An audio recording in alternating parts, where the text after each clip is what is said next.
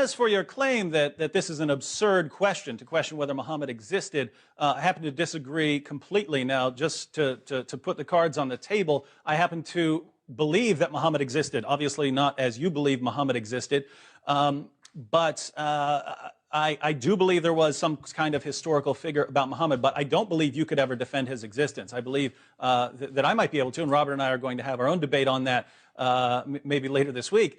But I'm certainly willing to put your methodology to the test tonight to see if you see what you can prove. Now, for our viewers, when historians approach a question like the existence of some ancient figure, they don't just assume, well, it's absurd to question that. No, they're looking for evidence.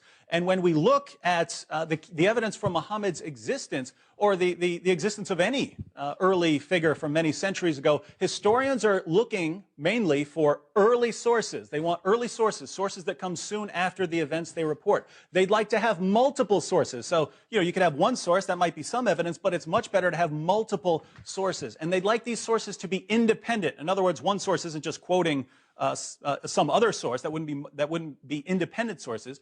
They're looking for several sources that aren't just drawing from one another.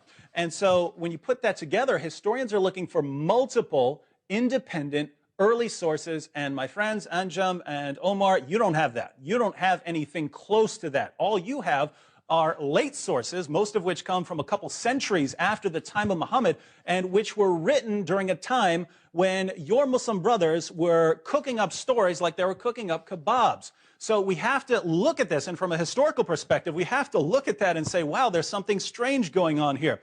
So the real problem that you have, the central problem that you have with your knowledge of Muhammad is that as time goes on, your knowledge of Muhammad seems to increase.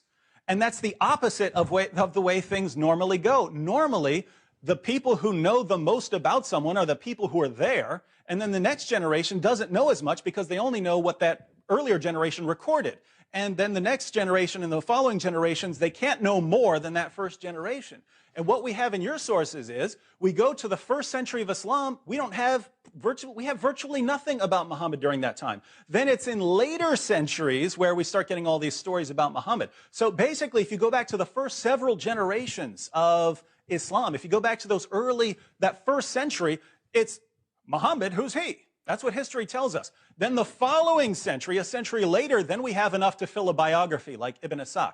And then the following century after that, then we start having multiple, massive, multi-volume collections of hadith. So now what you have is your knowledge of Muhammad is rapidly expanding, and that's the opposite of what we would expect if Muhammad were this historical figure that you believe in. If you were correct, if your hypothesis, if your view were correct, what would we expect? We'd expect at least many mentions of Muhammad during the first century when Muslims were going out conquering and so on, but that's not what we have.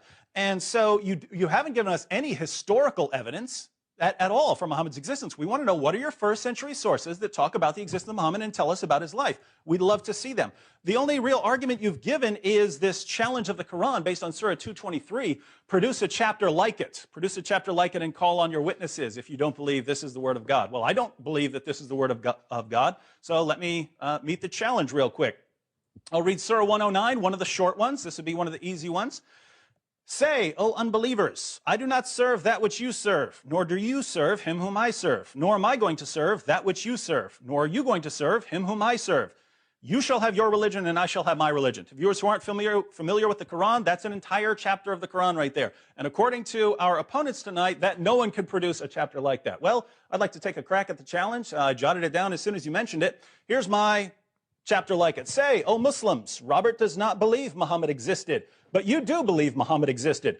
Nor is Robert going to believe that Muhammad existed, nor are you going to believe that Muhammad didn't exist. To you be your belief, and to Robert be his belief. Now, I've given you a surah like it. I have to call on my witnesses. Robert, will you bear witness that that is like what we read in the Quran? David, I bear witness that that is like the Quran. We have met the Quran's challenge. Now, what are you going to say? You're going to say, well, it has to be in Arabic, or that it has to be a good Muslim witness? That's what you want, isn't it?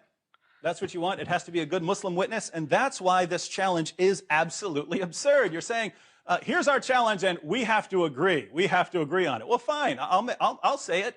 You have to agree with me. You have to bring me a chapter that I agree could not be surpassed by anyone. And until you do, the Quran is is false. It's a book of Satan or something like that. And you have to bring me something that I agree with to prove me wrong. So it's an absurd challenge. Robert already pointed that out. Now, Anjem referred to the meticulous verification process of the Hadith. What was the purpose, Anjem, for this meticulous verification process? The reason for it was there were so many, literally hundreds of thousands of false stories about Muhammad going around. Someone tried to come up with a method. Now, why is this methodology absurd? For those of you who don't understand the Quran, I mean, the Hadith, the Isnad criticism method, it's I got it from so-and-so, who got it from so-and-so, got it from so-and-so, got it from so-and-so. And if we like all the names on that list and we think they're all good Muslims, well, then we conclude that it's a reliable Hadith. And why is that? Why is that absurd? Because I could write down an Isnad right now, going back to Ibn Abbas, and show you that my Hadith is a correct one. I'm going to come up with a Hadith for you, Anjem. Okay, David. Thank you very much.